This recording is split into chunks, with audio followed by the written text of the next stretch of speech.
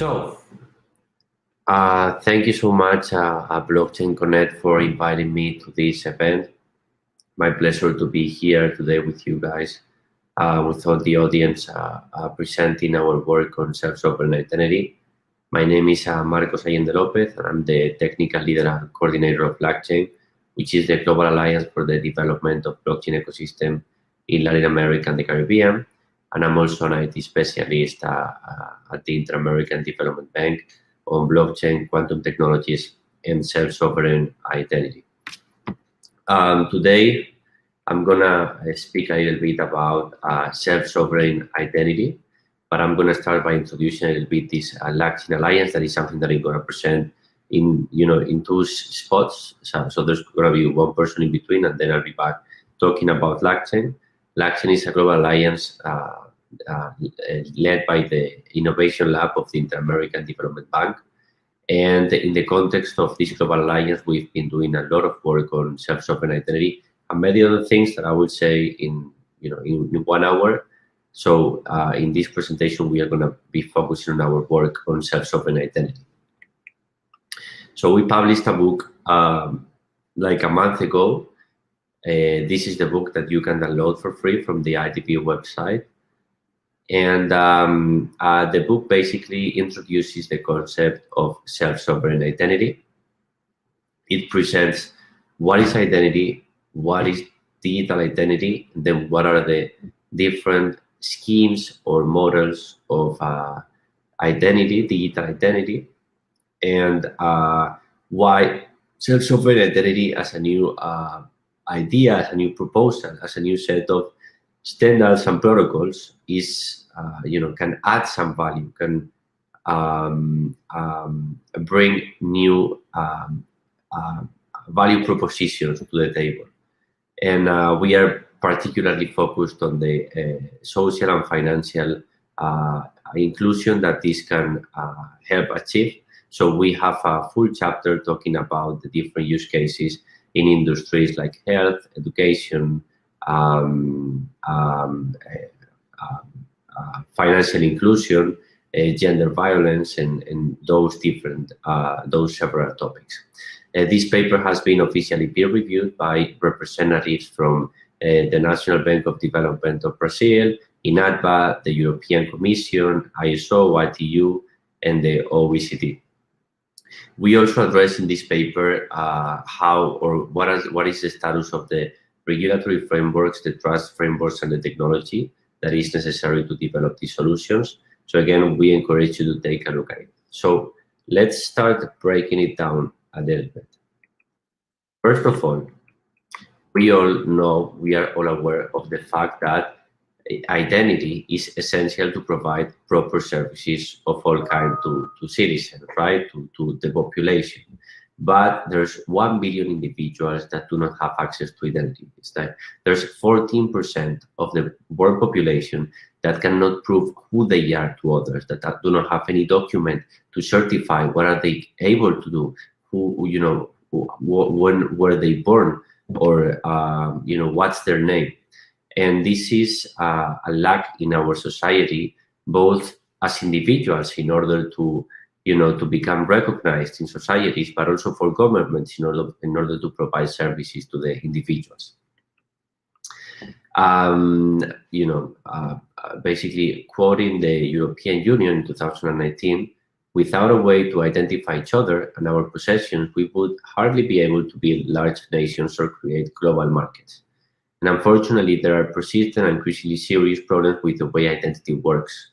Due to historical and other reasons, the digital identity experience today is fragmented with few standards or interoperability, and it is insecure, as the almost daily reports of hacks and data breaches remind us. This is a problem, even for some of us, or for most of us that have identity and that have also kind of a digital profile that is made up of our social networks and the information that is on the internet about us. For that information, and also health records and other electronic information, there's very frequently different hackings, data breaches. So we are not actually in control of the information, and it is shared in a way that we don't approve or don't even have the opportunity to agree with. So basically, the digital identity management systems that are working at present, that have been working for the past 2 decades, are either centralized. So there's like a centralized entity that is providing us some kind of digital identification, like for example, let's say Facebook or Google with our Gmail. They basically kind of onboard us with our identity that can be, personal information or an email account, and then they provide us a service that is access to the Facebook network, social network, and access to the email. So that's a centralized identity provider at the lower level of assurance. Then we have third-party providers. That is, for example, when Facebook or Google allows us to authenticate to a third-party website, for example. We use those credentials in order to access a third-party web service. So we are using a third-party identity provider. There's also many other identity management systems with higher level of assurance. For example, when we use an electronic ID, or when we enter the digital platform of our corporation. Let's say when we work for the government, we have this platform, so we can access with our credentials, and then we access all the information and services that a person working for the government will have access to, or also in larger corporations. So there's different models of identity management in use today. The problem is that in general, these models are expensive to build and maintain. They are in some cases inefficient to establish trust. They are prone to data proliferation and privacy abuse, vulnerable to security attacks and susceptible to identity thefts, and also in some cases they are not censorship resistant. And when we are talking about using the current technologies and the current standards and protocols in order to develop identity solutions that can allow us to achieve, social and financial inclusion, and that provide, a better way for individuals to manage their identity information, that the current technology is not good enough in order to accomplish it. However, the self-sovereign identity is a proposal that brings new ideas to the table on how to do this.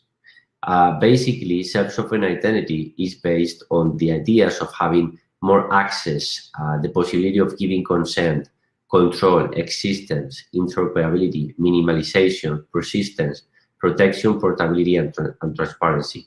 These are the 10 concepts that were proposed by Chris Allen a few years ago, when he was the first ones, one of the first ones coming up with the concept of self-sovereign identity. The concept of self-sovereign identity that we are going to review in detail now is not something that is just for people that want the anarchy. There's a lot of people around blockchain that's respectful, that want to use these kind of decentralized technologies in order to achieve an anarchic society. But self-sovereign identity is not about that. As any other technology, it can be used for those kind of purposes. But in principle, self-sovereign identity is a set of standards and protocols that allow also to empower governments and authorities in order to provide better identity services to the individuals and the citizens. And this has been already recognized by entities like ITU, NIST, or the European Commission, acknowledging that self-sovereign identity and the use of blockchain as the base for identifying individuals is very promising. So now, what is self-sovereign identity in the first place? So the big difference that self-sovereign identity brings to the table is the concept of putting together digital wallets and blockchain technology. So digital wallets or mobile wallets are a mobile application that we can use as individuals in order to manage our digital assets. By digital assets, we can go from a digital passport, a digital title of property, a digital diploma, any kind of digital credential. We can manage it in the same mobile application. And at the same time, we can also manage digital tokens like a digital euro, a digital dollar, a digital peso. We can manage all that in the same digital wallet. So basically, the idea is that we as individuals control all of our digital assets and information in a mobile application that is user-friendly, that is portable, and that is secure. So that's the first element. The second element is the blockchain. So basically today, when we have the issuer of any digital asset, let's say that a bank that is issuing digital money, or a government that is issuing a digital passport, or a university that is issuing a digital diploma, if they want to issue these things to any individual, how are they supposed to send these tokens to the individual, these digital assets?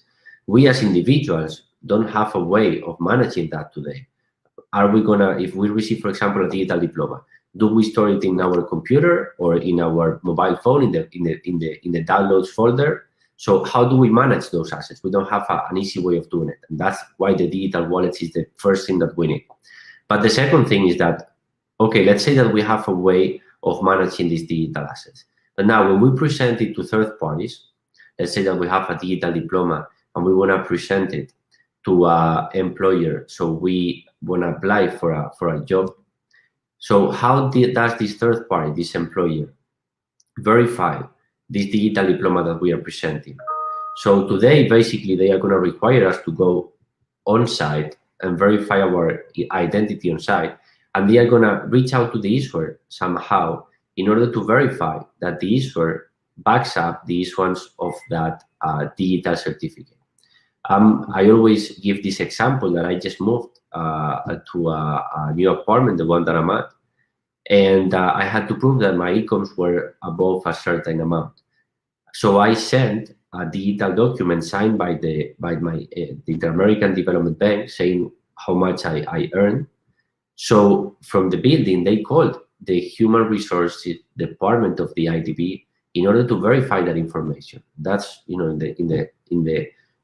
the US, the United States. So I don't want to imagine, I mean, I know it, but I don't want to think about how in less developed countries it is so tough to verify digital information when presented. Okay, so with this approach, what we are introducing is a blockchain network as a decentralized registry of trust. So when the issuer issues digital information, they register the cryptographic proofs of that digital information in a blockchain.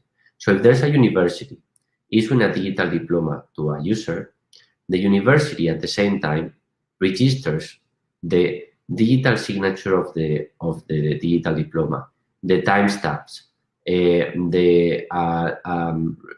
registers also approving the certificate revocation list or a pointer, so anyone can verify at any time if that certificate has been revoked. Registers also the revocation date, registers the public key of the issuer, the user.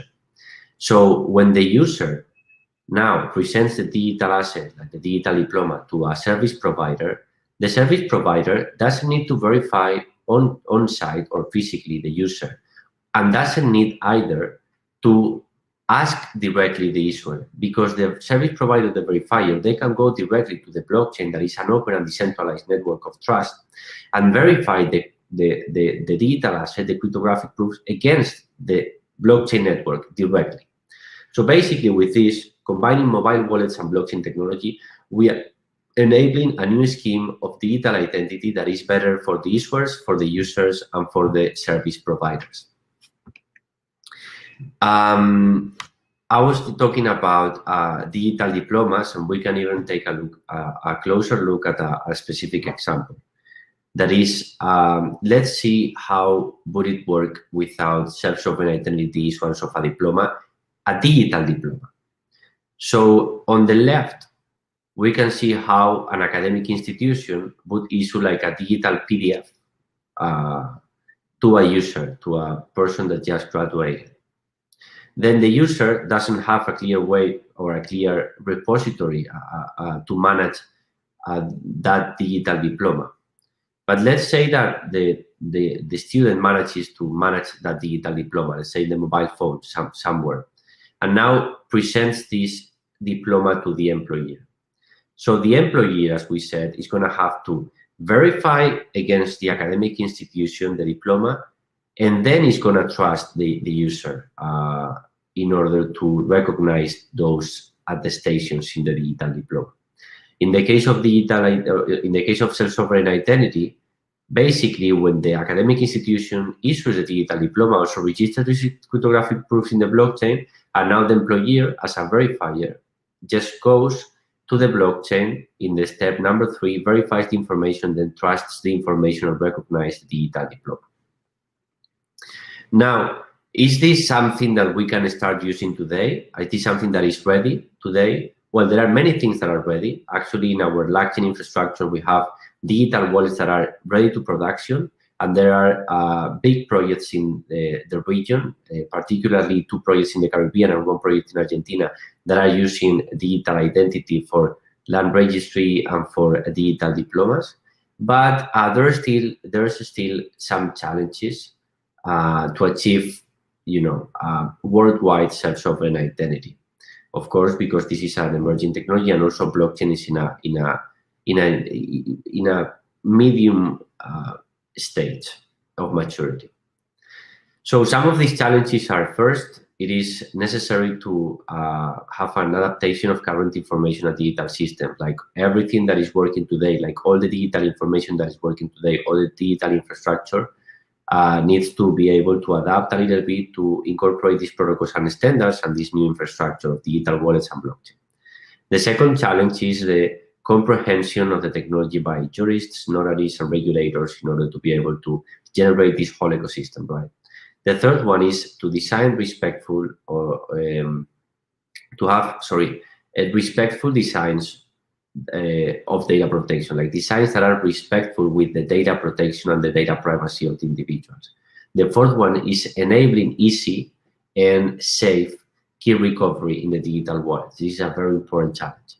The fifth one is enabling trust framework. So basically, when we start using these new schemes, it is important that we achieve recognition between the issuers and the verifiers on the blockchain network. And that is achieved through trust frameworks that can be either public or private.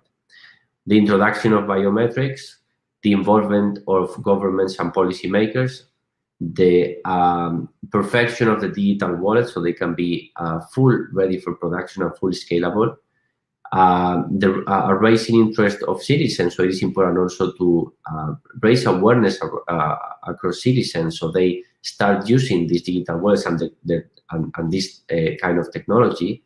And finally, updating the regulatory policies whatever it is necessary in order to be compliant with the new emerging solutions.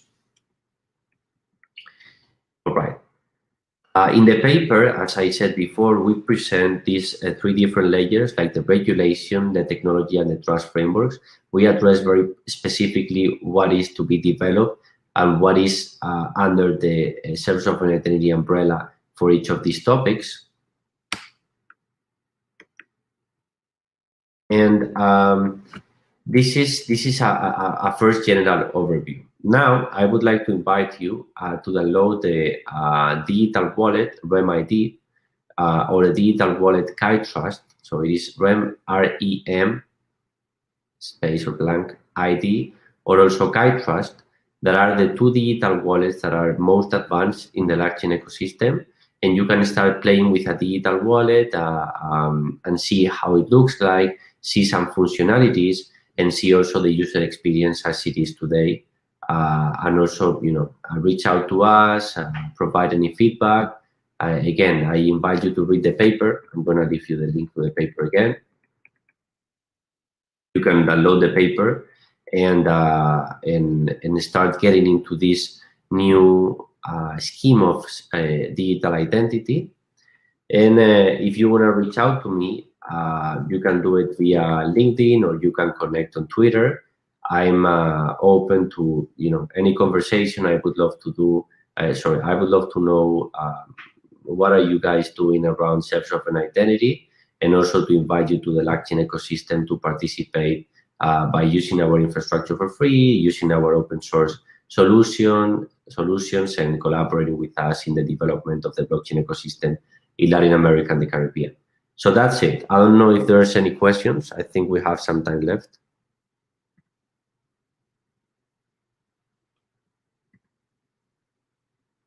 All right. So I don't think there's any questions. So maybe let's wait like 30 seconds before we wrap up.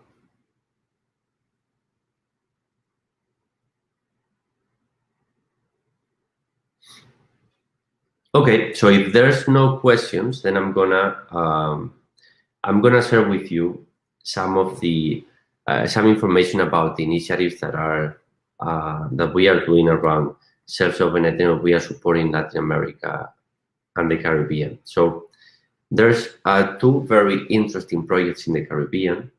One is called Block Search, that is led by the Caribbean Examinations Council. And the other one is called, well, it doesn't have a specific name, but it's a project by the University of West Indies. So these two entities that are very large entities in the Caribbean are working to issue digital diplomas with this type of technology. So basically, they are providing a digital wallet to the individuals, and they issue the digital diplomas to the digital wallet of these individuals, registering the cryptographic proofs in the blockchain network. And they are working in order to create an ecosystem in the Caribbean, so employers, other universities, and different entities accept these digital diplomas as a valid presentation of a diploma. There's a third project, this one in Argentina, that is called Proyecto Didi. It's a kind of an old project for this type of technologies. It was initiated 3 years ago, and in this project, we've been developing in collaboration with the CODES in Argentina, and also the team of ATICS. We've been developing a solution with digital wallets, also to provide access to different type of digital credentials, including digital identity credentials, land registry titles, and others that empower individuals that do not have digital IDs today in order to start having them, and also individuals that do not have a credit history in order to start having a credit history by transferring digital money in these digital wallets, so they can also, the project can also accomplish a certain level of financial inclusion.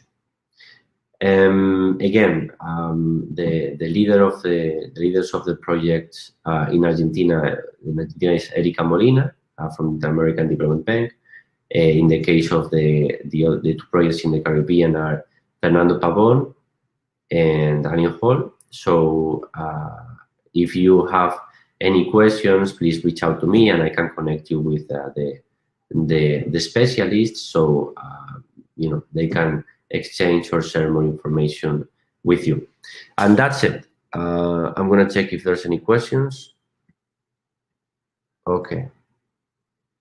Oh, yeah, regarding the standardization, so basically, the two basic standards of self-sovereign identity are coming from the W3C, the World Web Consortium. One is the decentralized identifiers, and the second one is the verifiable credentials. So decentralized identifiers is a standard that explains or presents or sets how to create basically unique identifiers leveraging blockchain addresses or leveraging on-chain DID or on-chain registries. So it is very useful in order to be complemented with the second standard, that is the standard of verifiable credentials. A verifiable credential is a digital credential in the format of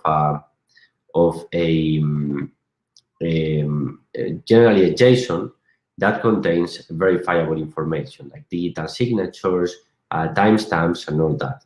So basically, the idea in this self-sovereign identity scheme is that I start, earning or issuers issue the verifiable credentials following that standard, and the subject and the issuer of those verifiable credentials are decentralized identifiers associated to specific subjects. So combining these two standards, we can build the self-sovereign identity ecosystem, or we can start building it by being able to exchange verifiable information in the format of verifiable credentials and be able to identify people using decentralized identifiers.